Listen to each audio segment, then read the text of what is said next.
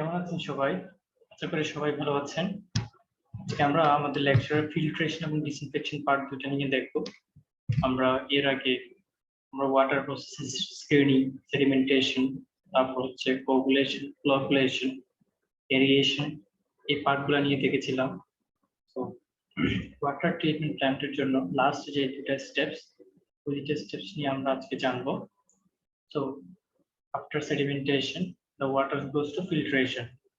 Filtrate হওয়ার পর যদি ওই পানিতে কোনো ব্যাকটেরিয়া থাকে সেক্ষেত্রে ব্যাকটেরিয়া ও প্যাথোজেন এগুলাকে কি করতে হয়, রিমুভ করতে হয়। আর যে প্রক্রিয়ায় রিমুভ করবো সেটাকে বলা হচ্ছে ডিসইনফেকশন। সো প্রথমে আমরা ফিল্ট্রেশন পার্টটা নিয়ে একটু জানবো। ফিল্ট্রেশনটা কিভাবে করতে হয় বা এর ডেফিনিশনটা কিরকম। To remove or to reduce impurities, still further, water is filtered through the beds of fine granular materials like sand, anthracite, coal, etc. অর্থাৎ to remove অর্থাৎ সরানোর জন্য, or to reduce অর্থাৎ কমিয়ে ফেলার জন্য, impurities still further মানে impurities সরানোর জন্য অথবা কমিয়ে ফেলার জন্য আপনার পানিটাকে আবার কি করা হয়, বিভিন্ন granular material like sand, anthracite, coal অর্থাৎ কিছু কোর্স ম্যাটেরিয়াল অথবা কিছু ফাইন ম্যাটেরিয়ালের মধ্য দিয়ে আপনার পানিটাকে পাস করানো হয়। ঠিক আছে, তো যে প্রক্রিয়ায় পাস করব সেই প্রক্রিয়াটাকে বলা হচ্ছে ফিল্ট্রেশন। তাহলে গ্রানুলার ম্যাটেরিয়াল বলতে কি বোঝায়? ফাইন স্যান্ড অথবা কোর্স স্যান্ড অথবা গ্রাভেল, এগুলো সবগুলোকে মিলাই আপনার গ্রানুলার ম্যাটেরিয়াল এবং অ্যান্থ্রাসাইট কোল বলা হচ্ছে। ঠিক আছে, তো আমরা এগুলো ডিটেইলস আরেকটু সামনে গেলে বুঝতে পারবো। এখন জানতে হবে ফিল্ট্রেশন পার্টে মানে ফিল্ট্রেশন কয় প্রক্রিয়ায় করা হয় বা অথবা এটা স্টেপগুলো কি কি। প্রথমে মেকানিক্যাল স্ট্রেনিং অর্থাৎ মেকানিক্যালি পানিটাকে কি করা হবে, পানিটাকে প্রথমে নাড়া হবে। ঠিক আছে, মেকানিক্যাল স্ট্রেনিং। পরের পার্টে হচ্ছে সেডিমেন্টেশন, পানিটাকে বসাতে হবে। ঠিক আছে, নাড়ার পর পানিটাকে বসাতে হবে। তারপর বায়োলজিক্যালি এখানে কি হবে, এখানে রিঅ্যাকশন হবে। ঠিক আছে, বসার পর সেটাকে বলা বায়োলজিক্যাল মেটাবলিজম। তারপর ইলেকট্রোলাইটিক চেঞ্জ। ঠিক আছে, এরপরে হবে কি, ইলেকট্রোলাইটিক চেঞ্জ আসবে। তো মোটামুটি এই চারটা প্রক্রিয়ায় আপনার ফিল্ট্রেশনটা হয়। এখন ফিল্ট্রেশনে আরেকটু ডেপথে চলে যাব।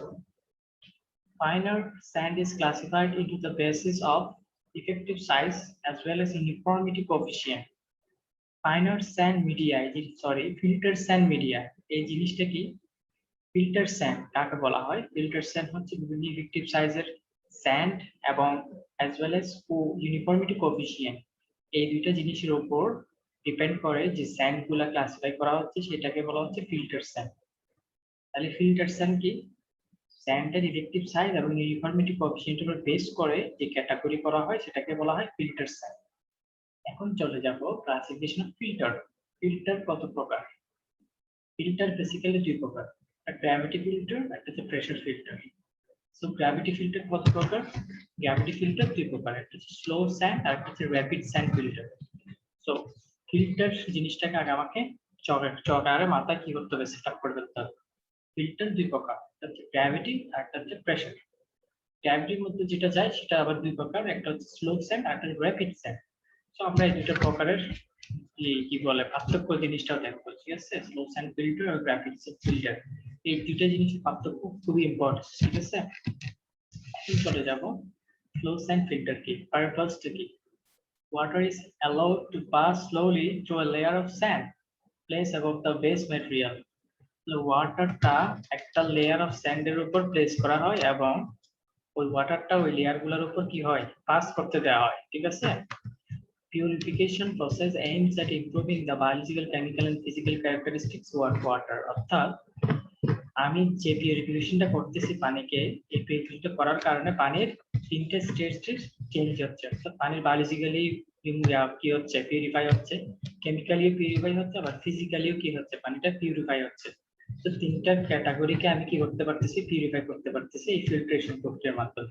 তাহলে পারপাসটা কি, পানিটা বিভিন্ন লেয়ার অর্থাৎ বিভিন্ন স্যান্ডাল লেয়ারের মধ্যে দিয়ে কি করা হয়, পাস করা হয়। ঠিক আছে, এখন আমরা আরো কিছু বেসিক জিনিস জানবো, সেটা হচ্ছে কি কি কম্পোনেন্ট গুলা দিয়ে তৈরি এবং কম্পোনেন্ট গুলার মধ্যে কি কি থাকে। সো এসেনশিয়াল কম্পোনেন্টস এর মধ্যে আছে প্রথমে ইনক্লোজার ট্যাঙ্ক। ইনক্লোজার ট্যাঙ্ক মানে ফিল্টার মিডিয়ার যেখানে থাকবে ওই ট্যাঙ্কটা কিসের তৈরি এবং কিছু স্পেসিফিকেশন আমরা জানবো। এটা স্টোন মেসনরি হতে পারে অথবা ব্রিক মেসনরি হতে পারে, স্টোনের তৈরি অথবা ব্রিকের তৈরি হতে পারে ট্যাঙ্কটা। ওয়াটারপ্রুফ ম্যাটেরিয়াল, তার ট্যাঙ্কটা ওয়াটারপ্রুফ হতে হবে। ব্যাড স্লোপ 1/100 and 1/200, অর্থাৎ ব্যাড স্লোপ নিচে যে স্লোপটা আছে ওই স্লোপটা 1/100 থেকে 1/200 পর্যন্ত হইতে পারে। আর ট্যাঙ্কের টোটাল ডেপথ 2.5 থেকে 3.5 মিটার পর্যন্ত হইতে পারে, ঠিক আছে। তাহলে এটা ছিল আপনার এনক্লোজার ট্যাঙ্ক নিয়ে, যেখানে আপনার ফিল্টার মিডিয়া তৈরি করা হবে, ওই ফিল্টার মিডিয়ার ট্যাঙ্কটা নিয়ে বলা হলো। এখন আন্ডার ড্রেনেজ সিস্টেম, এখন ফিল্টার মিডিয়ার নিচে যে আন্ডার ড্রেন পানিটা যে পাস হবে তাহলে ওই আন্ডার ড্রেনেজ সিস্টেম নিয়ে বলা হলো। সেন্ট্রাল ড্রেন, একটা সেন্ট্রাল ড্রেন থাকবে, একটা ল্যাটারাল ড্রেন থাকবে, placed at a distance about 2.5 to 3.5 metre, অর্থাৎ এই যে এখানে যে ডিসটেন্সের কথা বলা হলো এই ট্যাঙ্কটা ঠিক ওই ডিসটেন্সের নিচেই আপনার কি ফিল্টার ড্রেনেজ আন্ডার ড্রেনেজ সিস্টেমটা কি তৈরি করা হবে। Top at the distance of 500 millimeter to 800 millimeter from the walls of the tank. তাহলে ট্যাঙ্কের ওয়াল থেকে 500 এবং 800 মিলিমিটার, ঠিক আছে, 500 থেকে 800 মিলিমিটার পর্যন্ত কি হয় মানে ডিসটেন্সটা স্টপ করা হয়। কিসের ডিসটেন্স? Under ড্রেনেজের distance. অর্থাৎ এটা যদি ওয়াল হয় এই ওয়াল থেকে 500 অথবা 800 মিলিমিটার পর্যন্ত কি করা হয় ডিসটেন্সটা, ড্রেনেজের ডিসটেন্সটা রাখা হয়। ওপেন জয়েন্ট পাইপস, ঠিক আছে, এই আন্ডার ড্রেনেজের মধ্যে পাইপগুলো কি হবে ওপেন জয়েন্ট সিস্টেম হবে। তো মোটামুটি দুটো জিনিস আমরা বুঝলাম, একটা হচ্ছে ক্লোজার ট্যাঙ্ক আর একটা হচ্ছে নিচে যে আন্ডার ড্রেনেজ সিস্টেম, এই দুটো জিনিস। আর যে পার্টটা আছে এটা হচ্ছে বেস ম্যাটেরিয়াল, অর্থাৎ এটা কোথায় তৈরি করা হয়, place on the top of under drainage system. তাহলে আন্ডার ড্রেনেজের উপরে আপনার কি করা হয় ড্রেনেজ বেস ম্যাটেরিয়ালটা কি করা হয় প্লেস করা হয়, অর্থাৎ বসানো হয়। It is from 300 meter to 700 millimeter depth.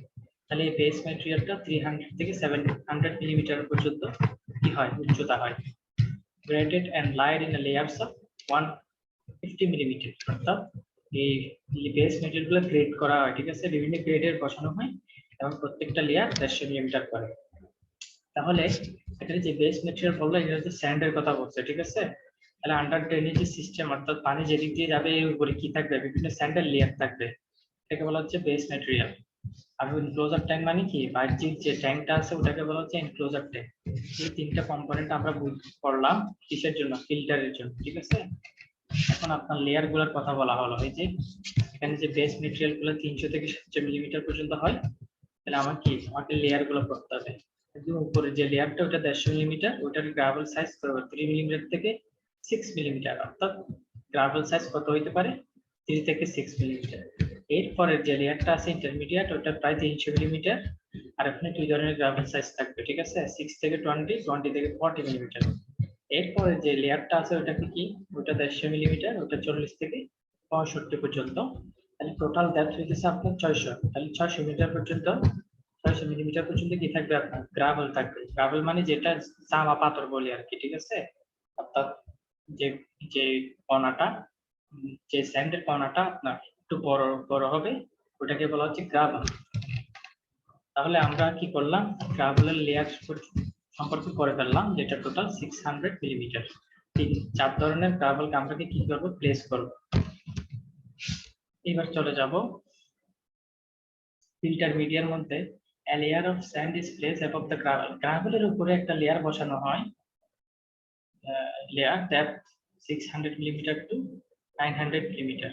তাহলে যেটা যে লেয়ারের ডেপথ আপনার 600 mm থেকে কত হয় 900 mm পর্যন্ত। তাহলে গ্রাভেল ছিল আপনার 600 mm, এটার উপরে আবার কত হয় 600 থেকে 900 mm এর আরেকটা লেয়ার আছে স্যান্ডের, সেটাকে বলা হচ্ছে কি সেটার সাইজ হচ্ছে 0.2 মিলিমিটার থেকে 0.3 মিলিমিটার। তাহলে একটু মনে রাখবেন এখানে 0.2 মিলিমিটার থেকে 0.3 মিলিমিটার, ঠিক আছে। এটা কিসের উপর আছে, এটা গ্রাভেলের উপর আছে, ঠিক আছে।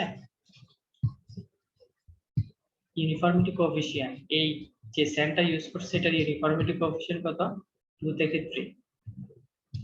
তাহলে এটা কিভাবে কাজ করবে, the water is allowed to enter the filter through the inlet chamber. পানি প্রথমে ইনলেট দিয়ে আপনার ফিল্টারের মধ্যে ঢুকবে, it descends through the filter media and during this process it gets purified. এটা ফিল্টারের মধ্যে দিয়ে যাইতে থাকবে এবং যাওয়ার পরে এটা কি হবে পানিটা পিউরিফাই হয়ে যাবে, হ্যাঁ। These filters are usually work for a maximum filtration head of 750 mm. তাহলে এই যে এই ফিল্ট্রেশনটা টোটাল কত হেডের জন্য কাজ করে? 750 mm পর্যন্ত কাজ করে, ঠিক আছে? তাহলে আমরা গ্রাভেলের উপরে আরেকটা পার্ট শিখলাম, সেটা হচ্ছে কত? সেটা হচ্ছে 0.2 থেকে 0.3 মিলিমিটার। এখন এটা কি কোর্স স্যান্ড নাকি ফাইন স্যান্ড সেটা কিভাবে বুঝবো? আমরা পরবর্তী আরেকটা লেয়ার করি, তারপর পার্থক্য যখন করতে যাব তখন বুঝতে পারবো সেটা কোন স্যান্ড। যেমন এখানে লেখা আছে, এখানে যেটা 0.4 থেকে 0.7 মিলিমিটার সেটা হচ্ছে কোর্স স্যান্ড। সেটা কি স্যান্ড? সেটা কোর্স স্যান্ড। তাহলে আমরা ধরে নিতে পারি 0.2 থেকে 0.3 মিলিমিটার যেটা হচ্ছে ফাইন স্যান্ড। তাহলে এই যে ফিল্টার মিডিয়ার কথা বলছে, এই ফিল্টার মিডিয়ায় এই স্যান্ডটা কোনটা? এটা ফাইন স্যান্ড। তাহলে আপনার এই কি বলে ওই যে লেয়ারটা আমরা প্রথমে করেছিলাম সেটা হচ্ছে গ্রাভেল। গ্রাভেলের উপরে একটা লেয়ার, সেটাকে বলা হচ্ছে স্যান্ড, ফাইন স্যান্ডের লেয়ার, ঠিক আছে? তাহলে এরপরে এটা কিভাবে ক্লিন করে ওটার এফিসিয়েন্সি কেমন ইমপ্রুভ করি। এরপর আমরা কোর্স স্যান্ডে যাব। Top layer is removed at the depth of 15 to 25 millimetre. তাহলে উপরে যে লেয়ারটা আছে এটা 15 থেকে 25 মিলিমিটারটা সরাই ফেলতে হবে, ঠিক আছে? Effective depth of filter is reduced, তাহলে ফিল্টারের effective depth মোটামুটি কমে গেল।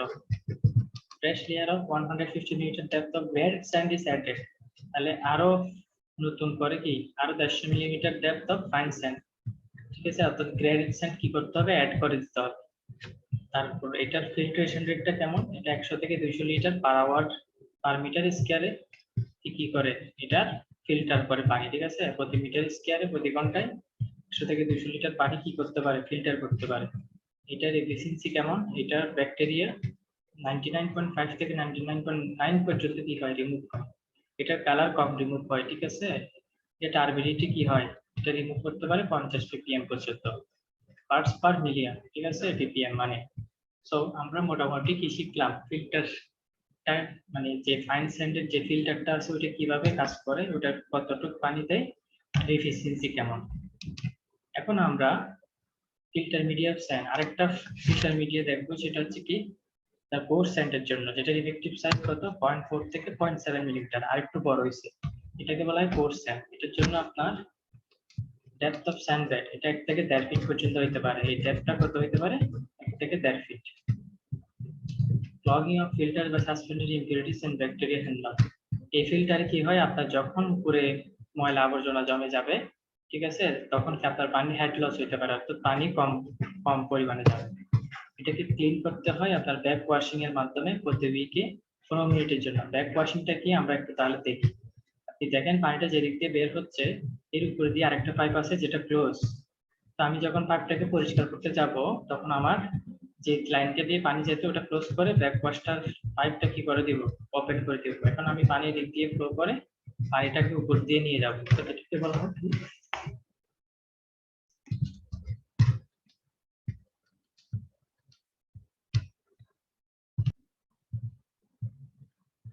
সো ব্যাক ওয়াশ করার জন্য তাহলে এই নলটা আপনার খুলতে হবে, খুলে তারপর পানিটাকে নিচ দিয়ে স্প্রে করে পানিটাকে উপরে যখন আমি পাঠাবো, এটা এই প্রক্রিয়াটাকে বলা হয় ব্যাক ওয়াশ অথবা ব্যাক ফ্লাশ। তাহলে এইভাবে করে আপনি ফিল্টার মিডিয়াগুলো কি করতে হয়? পরিষ্কার করতে হয়। এরপরে আমরা ইম্পর্টেন্ট একটা টার্ম শিখবো, একটা হচ্ছে র্যাপিড স্যান্ড ফিল্টার এবং স্লো স্যান্ড ফিল্টার। এই দুইটা জিনিসের পার্থক্য আমরা প্রথমেই বলেছিলাম। দুই ধরনের ফিল্টার আছে, ঠিক আছে? ওই দুই ধরনকে আবার কি করে গ্র্যাভিটি ফিল্টারকে আবার দুই ভাগে ভাগ করে, একটা হচ্ছে র্যাপিড স্যান্ড, একটা হচ্ছে স্লো স্যান্ড। এই পার্থক্যটা খুবই ইম্পর্টেন্ট, একটু পরে।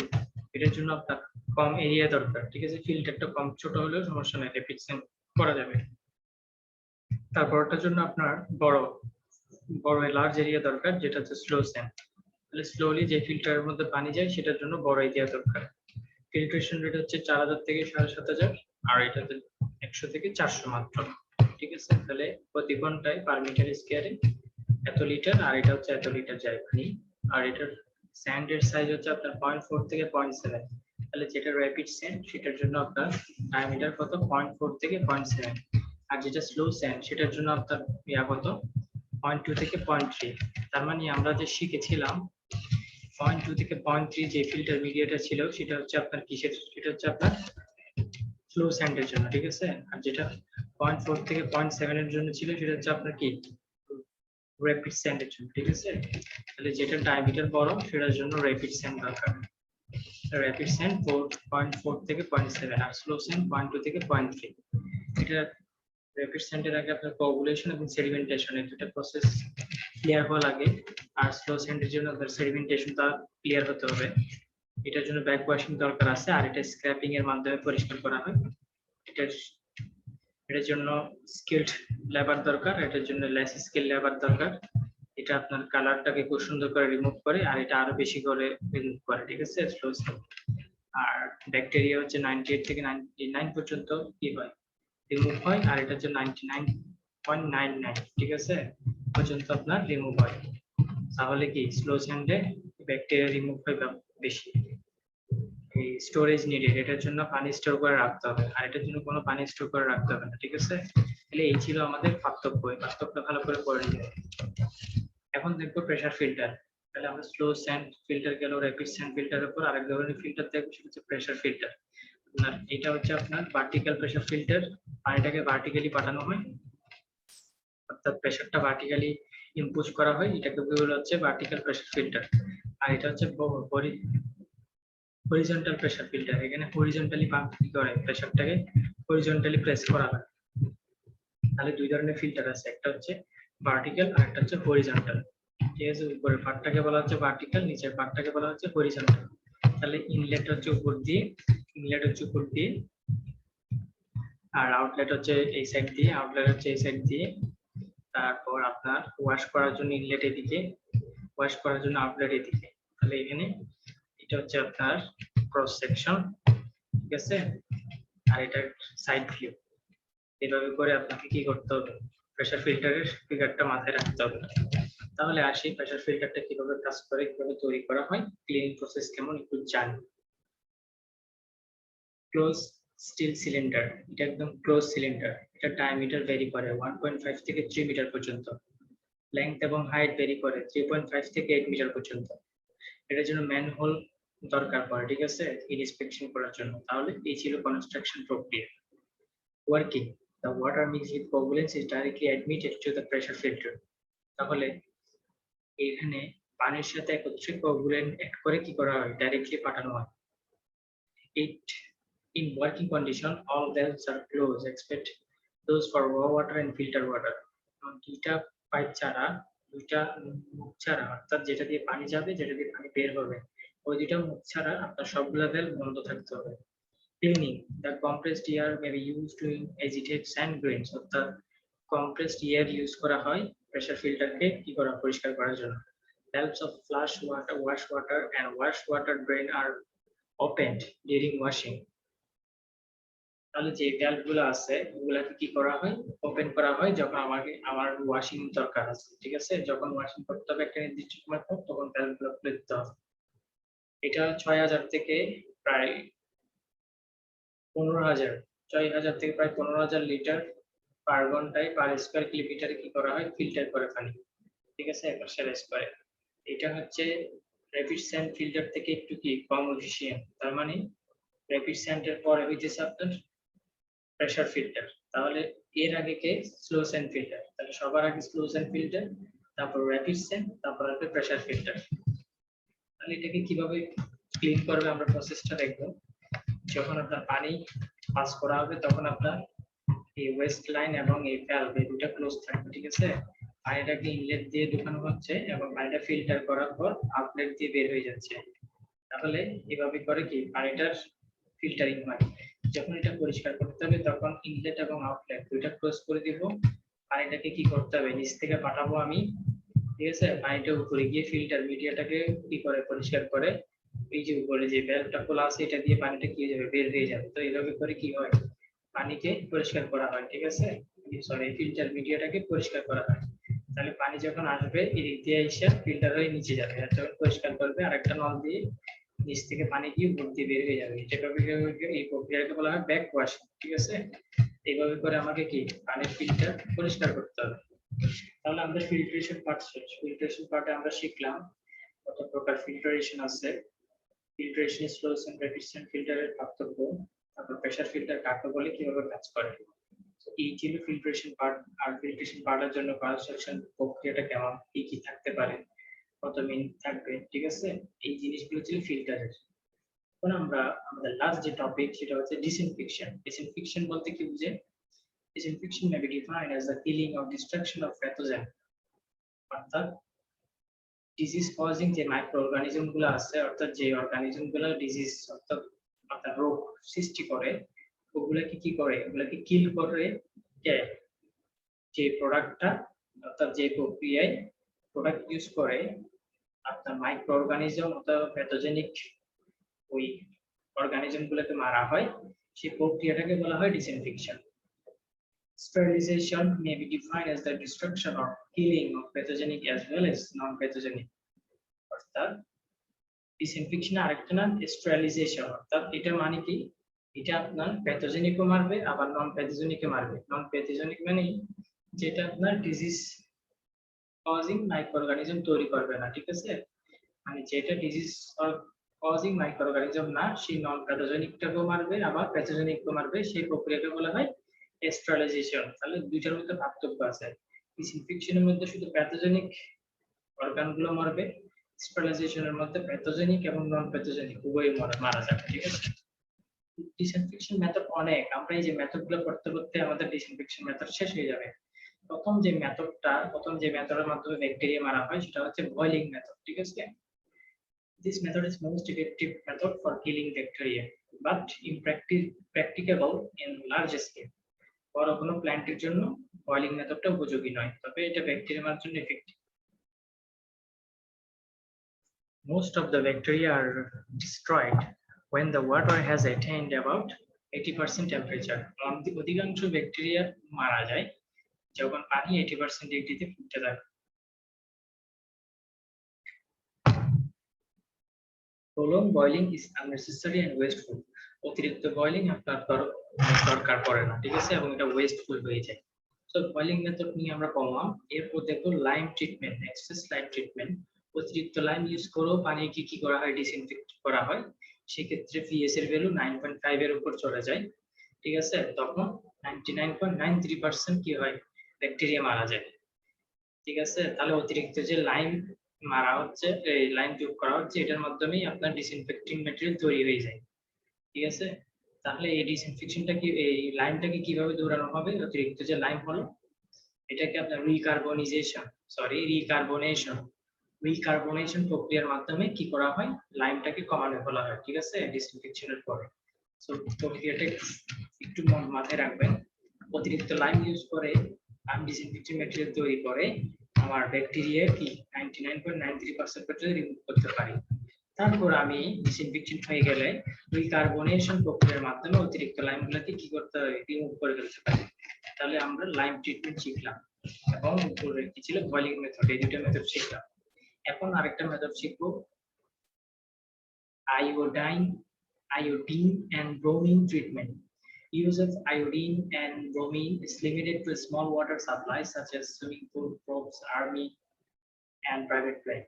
তাহলে লিমিটেড কিছু কাজের জন্য আমি আয়োডিন এবং ব্রোমিন ট্রিটমেন্ট ইউজ করতে পারি। এটা প্রাইভেট প্লেনে এবং আর্মিদের জন্য সুইমিং পুলে ইউজ করা হয়। Dosage of iodine and bromine about 8 ppm। তাহলে আমি এদের ডোজ 8 ppm হিসেবে ইউজ করতে পারি, ঠিক আছে, মাত্র 8 পার্টস পার মিলিয়ন ইউজ করতে পারি। Contact periods with water is 5 minute. তাহলে এটা 5 মিনিট কাজ করে পানিতে। Available in the form of pellets or small pills। তাহলে ছোট ছোট কণা আকারে এগুলোকে পাওয়া যায়। তাহলে আয়োডিন এবং ব্রোমিন ট্রিটমেন্ট শেষ। এরপরে যে পার্ট সেটা হচ্ছে silver treatment. Colloidal silver is used to preserve the quality of water stored in jar. তাহলে colloidal silver ইউজ করা হয়, ঠিক আছে, এবং সেটাকে স্টোর করে রাখা হয়। Metallic silver is placed as a filter media। তাহলে ফিল্টার মিডিয়া হিসেবে আমি মেটালিক সিলভারটাকে ইউজ করব, ঠিক আছে। Water get purified when passing through this filter। যখন পানি মেটালিক সিলভার এই লেয়ারটার মধ্যে দিয়ে যাবে তখন কি অটোমেটিক পিউরিফাই হয়ে যাবে। Dosage of silver varies from 0.05 to 1 ppm। তাহলে এটার ডোজ 0.05 থেকে 1 ppm ইউজ করতে হবে। এটার কন্টাক্ট পিরিয়ডটা হচ্ছে 15 মিনিট থেকে 3 ঘন্টা পর্যন্ত হতে পারে, ঠিক আছে। সিলভার 3 ঘন্টা পর্যন্ত সিলভার পানির সাথে বিক্রিয়া করতে পারে অথবা 15 মিনিট, এই রেঞ্জের মধ্যে থাকবে।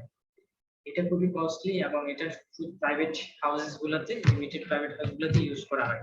তাহলে আয়োডিন, ব্রোমিন, সিলভার, এই টোটাল 6 প্রকার, আর এগুলো সহ 4 প্রকারের ট্রিটমেন্ট শিখে ফেললাম। এখন আরেকটা ট্রিটমেন্ট শিখবো, যেটা ওজোন ট্রিটমেন্ট। আমরা ওজোন টাচ করে পানির মধ্যে কি করতে পারি, পানিটাকে ডিসইনফেক্ট করতে পারি। যেমন nascent oxygen is very powerful in killing bacteria। তাহলে nascent অক্সিজেনটা কি ব্যাকটেরিয়াকে কিল করার জন্য খুবই পাওয়ারফুল, ঠিক আছে। ওজোন ইজ আনস্টেবল, ওজোনটা কি কখনো স্টেবল হয় এটা। Ozone doesn't remain in water till the time it reaches the consumer while traveling through the water supply lines। তো পানির মধ্যে দিয়ে যখন ওজনটা যায়, ঠিক আছে, ওজনটা সাপ্লাই পর্যন্ত পৌঁছাতে পারে না, এর আগে ওজনটা কি হয়ে যায়, মানে মিক্সড হয়ে যায়, অর্থাৎ সেটার কার্যকরী ক্ষমতা হারিয়ে ফেলে। এই জন্য এটাকে আনস্টেবল বলা হচ্ছে, ঠিক আছে। Doses of ozone is about 2 to 3 ppm। এটা হচ্ছে 2 থেকে 3 ppm পর্যন্ত ডোজ ইউজ করা হয়। কন্টাক্ট পিরিয়ড ইজ 10 মিনিট, ঠিক আছে, এটা 10 মিনিট পর্যন্ত এটা কন্টাক্ট পিরিয়ড। তাহলে আমরা এখানে একটা ডায়াগ্রাম দেখব। প্রথমে আমি গ্যাসের জন্য এয়ারটাকে পাস করব, এখান থেকে গ্যাস বানাচ্ছি, ড্রাই গ্যাস। তারপর আমি অক্সিজেনটাকে পাস করব, হাইলি পিউরিফাই অক্সিজেন। এই দুইটা এয়ার এবং অক্সিজেন, এই দুইটা মিলে আপনার কি হয়, ওজোন জেনারেট করে। এটার জন্য আপনাকে পাওয়ার দিতে হবে, পাওয়ারের মাধ্যমে এখানে কি হবে, ওজোন তৈরি করবে, ঠিক আছে। তাহলে এয়ার অক্সিজেন মিলে কি হলো, O3 অর্থাৎ ওজোন, এটাও তৈরি হলো। এরপর এটা বেসিনে যাবে, কন্টাক্ট বেসিনে। এখানে আপনার পানিটা আসবে, পানিটা এসে তারপর কি হয়, ওজনের সাথে বিক্রিয়া করে এখানে পানিটা ট্রিটেড পানিটা চালু যাবে, আর এখানে যে অতিরিক্ত গ্যাসগুলো থাকবে এগুলো কি হবে, এগুলো এই চেম্বারের মধ্যে দিয়ে চলে যাবে। তাহলে এইভাবেই করে কি হয়, আমি ট্রিটেড পানি অর্থাৎ পরিষ্কার পানি পেয়ে যাবো, ঠিক আছে, অর্থাৎ ব্যাকটেরিয়াহীন পানি পেয়ে যাবো। তাহলে ওজনে এসে কি করতে পারে, আপনার পানিকে ট্রিট করতে পারে। এই ছিল ওজোন ট্রিটমেন্ট। এখন আমি দেখবো পটাশিয়াম পারম্যাঙ্গানেট ট্রিটমেন্ট কি, আল্ট্রাভায়োলেট রে ট্রিটমেন্ট কি। পটাশিয়াম পারম্যাঙ্গানেট অর্থাৎ KMnO4 ট্রিটমেন্টটা হচ্ছে খুবই powerful oxidizing agent, effective in killing cholera bacteria. এটা কলেরা ব্যাকটেরিয়ার জন্য খুবই এফেক্টিভ। তারপর হচ্ছে restricted to disinfection of water of village well and ponds. এটা ভিলেজ ওয়াটার এবং পন্ডস এর ওয়াটারকে ডিসইনফেক্ট করতে পারে না। Dose is about 2.1 per ppm, এটা 2.1 পর্যন্ত ইউজ করা হয়। এটা কন্টাক্ট পিরিয়ড 3 থেকে 4 ঘন্টা। The treated water produces a dark brown coating on porcelain vessel and it does, and this is difficult to remove except with scratching or rubbing। তাহলে অনেক সময় এখানে ব্রাউন কালার একটা কোট তৈরি হয়ে যায়, এটাকে রিমুভ করা খুবই কষ্টকর হয়ে যায়, ঠিক আছে। তাহলে এটা একটা ডিসঅ্যাডভান্টেজ। পটাশিয়াম পারম্যাঙ্গানেটের জন্য কি কি প্রক্রিয়াগুলো জানলাম। আল্ট্রাভায়োলেট রে ট্রিটমেন্ট, আরেকটা ট্রিটমেন্টের আছে, তাহলে সেটার নাম হচ্ছে আল্ট্রাভায়োলেট রে। তাহলে আপনি এই সাইডে চিত্রটা দেখতে পাচ্ছেন যে এখানে একটা টিউবলাইটের মতো আছে, এখানে আল্ট্রাভায়োলেট রে তৈরি করা হচ্ছে। ময়লা পানিটাকে পাস করে, সরি মানে ব্যাকটেরিয়াওয়ালা পানিটাকে পাস করে আপনার আউটলেট দিয়ে কি হয়, ব্যাকটেরিয়াহীন পানি পাঠানো হয়, অর্থাৎ এই জায়গায় আপনার ব্যাকটেরিয়াগুলো আল্ট্রাভায়োলেট রে এর সাহায্যে কি হয়, মারা হয়।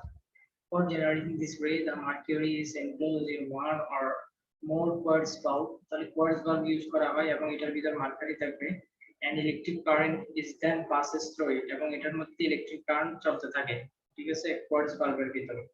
The water should be passes through the bulb several times। তাহলে ওয়াটারটা কি several time আপনার বাল্বের চারপাশে যেতে থাকে। Depth of water over the bulbs should not exceed 10 cm। তাহলে আপনার depth of water over the bulbs, পানি 10 সেন্টিমিটারের বেশি যেন এক্সিড না করে বাল্বের উপর, ঠিক আছে, অর্থাৎ পানি 10 সেন্টিমিটারের বেশি হইতে হবে, ঠিক আছে, পানি 10 সেন্টিমিটার বেশি হইতে হবে, তাহলেই হয়। এভাবে করে আপনার কি হয়, আল্ট্রাভায়োলেট রে তৈরি করে পানিটাকে ব্যাকটেরিয়াহীন পানি হিসেবে আউটলেট দিয়ে পাঠাবে, ঠিক আছে। এই ছিল ultraviolet ray, potassium permanganate, ozone, iodine, bromine, silver, boiling আর এক্সেসিভ লাইট ট্রিটমেন্ট। এখন আরেকটা ট্রিটমেন্ট আছে যেটা একদম লাস্ট, সেটা হচ্ছে ক্লোরিন ট্রিটমেন্ট, ঠিক আছে। এই হচ্ছে ওই আগের চিত্রের ফিগার। তাহলে ডিসইনফেকশন বাই ক্লোরিন, ক্লোরিনের মাধ্যমে আমি পানিটাকে কি করতে পারি, ডিসইনফেক্ট করতে পারি, ঠিক আছে। হাইপোক্লোরাস অ্যাসিড তৈরি করে, ওই হাইপোক্লোরাস অ্যাসিড তারপর কি করে, আপনার ব্যাকটেরিয়াগুলোকে মেরে ফেলে। তাহলে আসি এই এটার প্রক্রিয়াগুলো একটু পড়ি। It is easy to apply due to relatively high solubility of 7000 mg per litre. এটা খুবই তাড়াতাড়ি পানির সাথে মিশে যায় এবং এই জন্য এটা খুবই ইজি। এটা গ্যাস হিসাবে, লিকুইড হিসাবে অথবা পাউডার হিসাবে পাওয়া যায়। এটা খুবই টক্সিক, ঠিক আছে, to most of the micro organism.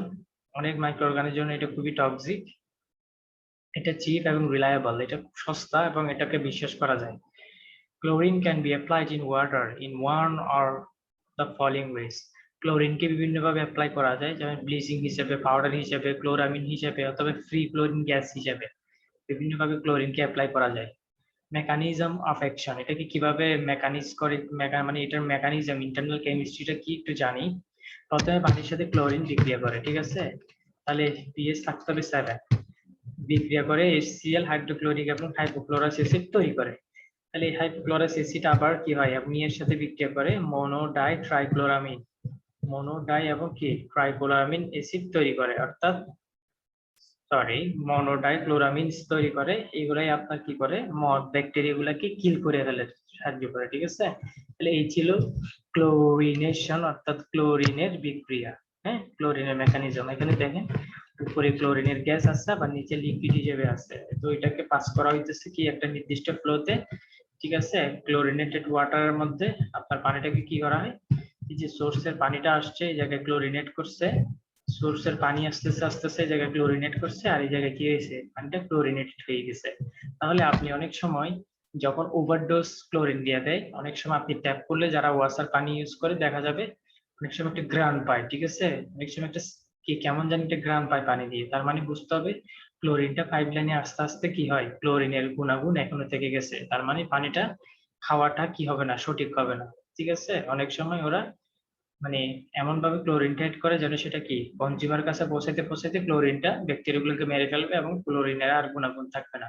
কিন্তু অনেক সময় ওভারডোজ দেওয়ার কারণে কি সরাসরি গ্রাহকের কাছে ক্লোরিন সহ পানি চলে আসে, সেক্ষেত্রে পানিটার গন্ধটা একটু কেমন জানি হয়, ঠিক আছে। এইভাবে করে ক্লোরিন কি আপনি নির্দিষ্ট সোর্সে অর্থাৎ পাইপ লাইনে আমি ক্লোরিনটাকে অ্যাড করে দিব যেন সে ব্যাকটেরিয়াগুলোকে মেরে ফেলতে পারে। সো আমরা আজ পর্যন্ত যা শিখলাম, পুরো ওয়াটার ট্রিটমেন্ট প্রসেসের প্রত্যেকটা স্টেপস কিভাবে হয়, স্ক্রিনিং থেকে শুরু করে ফাইনালি আমরা ডিসইনফেকশন পর্যন্ত প্রত্যেকটা স্টেপ ভেঙে পড়লাম। ফিগার গুলো আঁকা ট্রাই করবো প্রত্যেকটা স্টেপসের।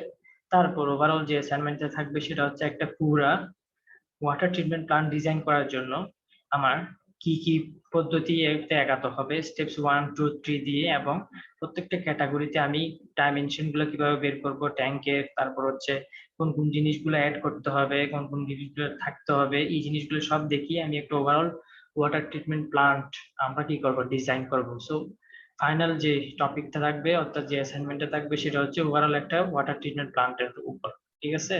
তাহলে আমরা কি কি শিখতে পারলাম, আমরা ওভারঅল এনভায়রনমেন্টাল ইঞ্জিনিয়ারিং এ পানি রিলেটেড যত কিছুই আছে, অর্থাৎ পানির সোর্স কি, পানি থেকে উৎপন্ন হয়, পানির কিভাবে কাজ করে, ঠিক আছে, তারপর হচ্ছে পানিতে কি কি রোগ, পানিতে কি কি ব্যাকটেরিয়া থাকলে কি কি রোগ হয়, পানি দিন দিন যে কমে যাচ্ছে, পানির ভালনারেবিলিটি, ওভারঅল সবকিছুই জানলাম মিড টার্ম পর্যন্ত। এরপরে মিড টার্মের পর আমরা টোটালি আপনার ডিস্ট্রিবিউশন কিভাবে করতে হয়, পানিটাকে কিভাবে স্টোর করতে হয়, পানিটাকে কিভাবে পাম্পের মাধ্যমে কালেক্ট করতে হয়, স্ক্রিনিং হতে ধরে সেডিমেন্টেশন হতে ধরে, ঠিক আছে, ফ্লোকুলেশন হতে ধরে, এরিয়েশন হতে ধরে, ফিল্ট্রেশন, ডিসইনফেকশন পর্যন্ত আমরা ওভারঅল সবকিছুই নিয়ে জানলাম। সো একজন ইঞ্জিনিয়ার হিসেবে আমি এখন চাইলেই যে কোনো ওয়াটার ট্রিটমেন্ট প্ল্যান্ট ইজিলি কি করতে পারি, ডিজাইন করে ফেলতে পারি, ঠিক আছে। আমি স্টেপস গুলো জানি, প্রত্যেকটা স্টেপসে কি কি জিনিস জানা দরকার সবকিছু আমরা ক্লিয়ারলি জানি। সো হ্যাঁ, কেউ যদি আমাকে বলে যে একটা ওয়াটার